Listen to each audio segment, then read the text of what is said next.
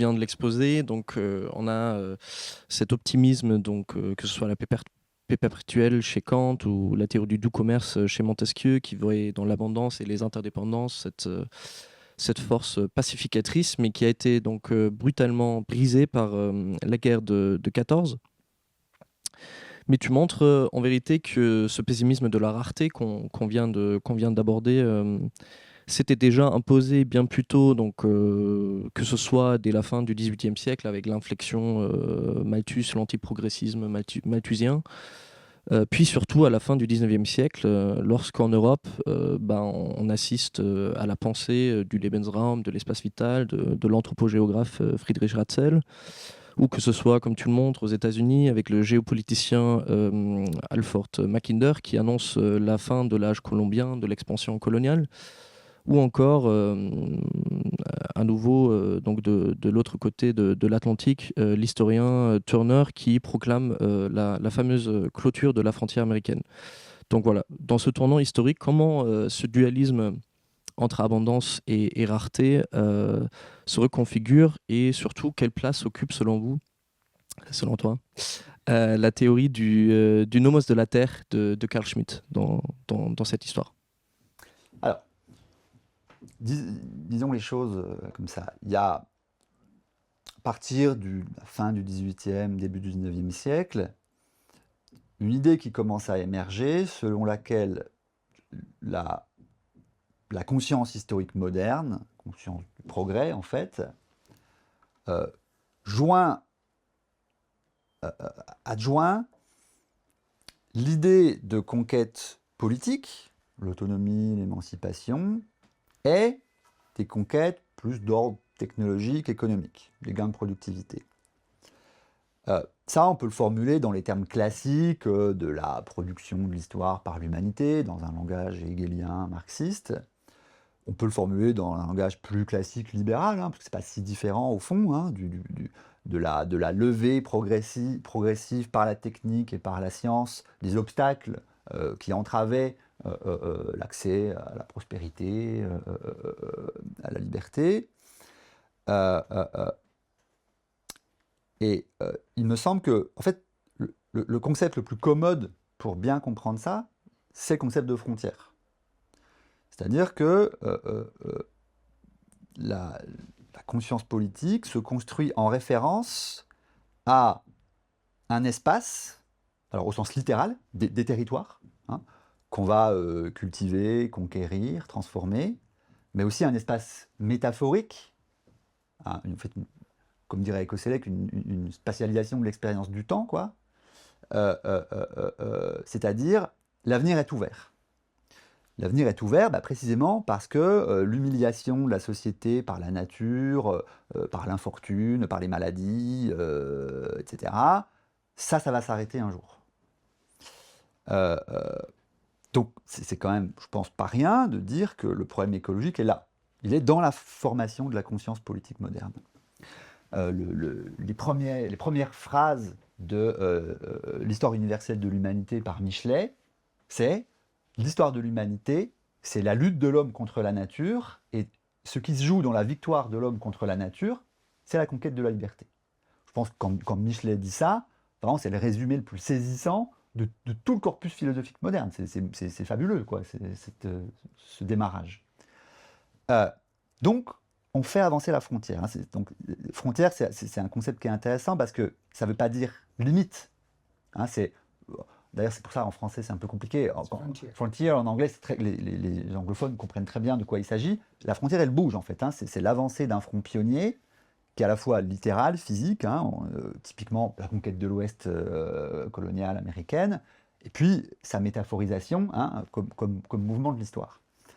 Euh, euh, euh, euh, et alors, donc, les libéraux et les socialistes d'ailleurs, sont les héros de la construction de l'histoire comme avancée progressive d'une frontière. Je pense qu'il faut être honnête à ce sujet.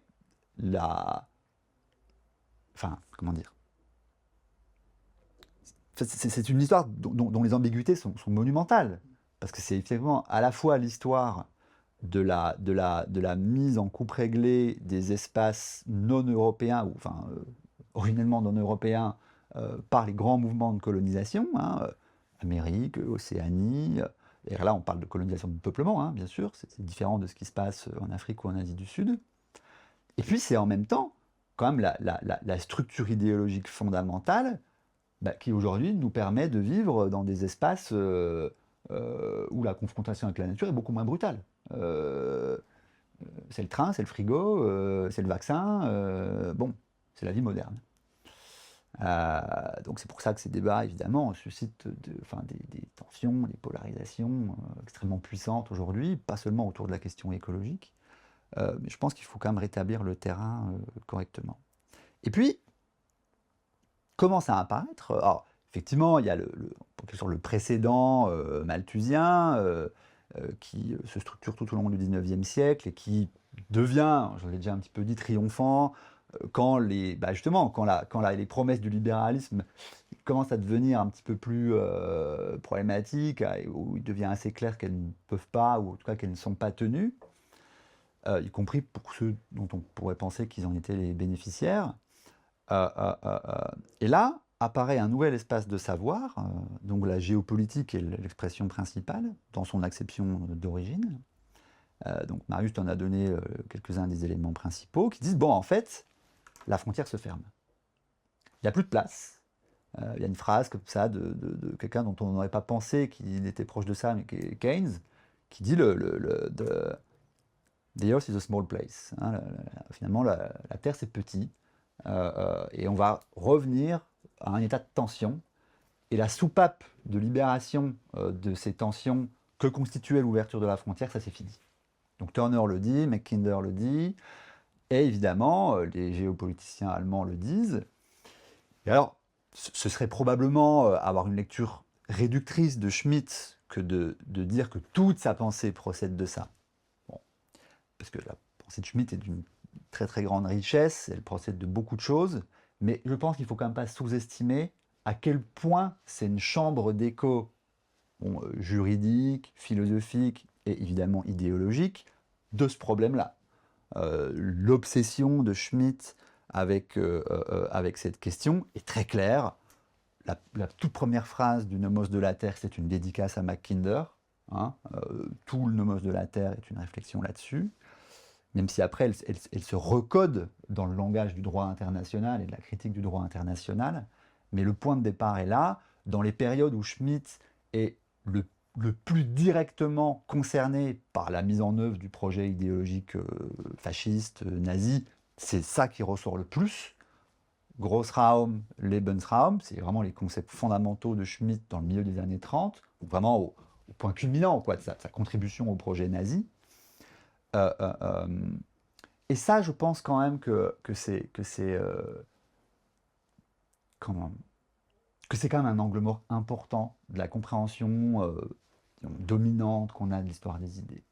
Parce qu'après, c'est-à-dire que après la Seconde Guerre mondiale, quand vous avez en quelque sorte l'appareil idéologique d'État américain qui dit à travers des ingénieurs, des diplomates, toutes sortes qui généralement étaient les gens qui venaient du New Deal, hein, qui disent il faut restaurer la frontière, faire des États-Unis l'acteur clé qui fait avancer la frontière, parce que ça c'est producteur de prospérité, de paix et de stabilité, sous l'égide de la recherche et développement américaine en fait. Ce qu'ils disent c'est, et d'ailleurs ils avaient lu Schmitt en fait, ils avaient bien compris quelle était la structure idéologique du capitalisme de finitude. Ils disent, on ne peut pas en revenir à l'idée qu'il y a assez et qu'on va partager ce qu'il y a et que là-dessus, que ça c'est la base pour la paix. Non, non, il faut revenir à l'idée du jeu à somme non nulle, libéral, réouvrir la frontière. Et évidemment, qu'est-ce qui permet de réouvrir la frontière à ce moment-là? Ce sont les ressources du sous-sol. Ok, on a colonisé presque partout, il n'y a plus tellement d'espace à part les pôles, bon, mais il n'y a rien à faire là-bas. Par contre, il y a un surcroît d'espace comprimé, les hectares fantômes, et là, la frontière se réouvre. Et heureusement, elle se réouvre, parce que c'est comme ça qu'on tue les nazis, en fait.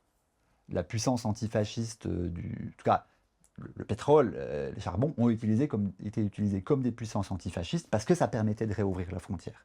Ça permettait de retrouver cette soupape de libération de la pression politique par des instruments physiques. Le concept, là, frontière, on peut dire aussi le concept d'expansion, hein, que je reprends dans la fin de la coalition climat, ça redevient, ou d'une certaine manière, ce que Harvey appelait le special fix. Hein. Ça redevient le centre de gravité de l'ordre idéologique et géopolitique, sous l'égide des États-Unis, hein, d'abord.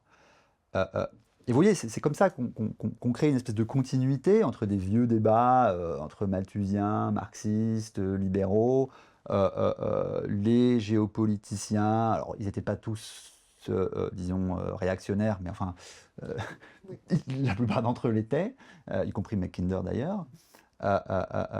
Et puis, réinvention d'une frontière ouverte après la guerre. Ça, c'est quand même, je dirais, la macrostructure à la fois technique et idéologique qui régit les rapports politiques à la nature au XXe siècle.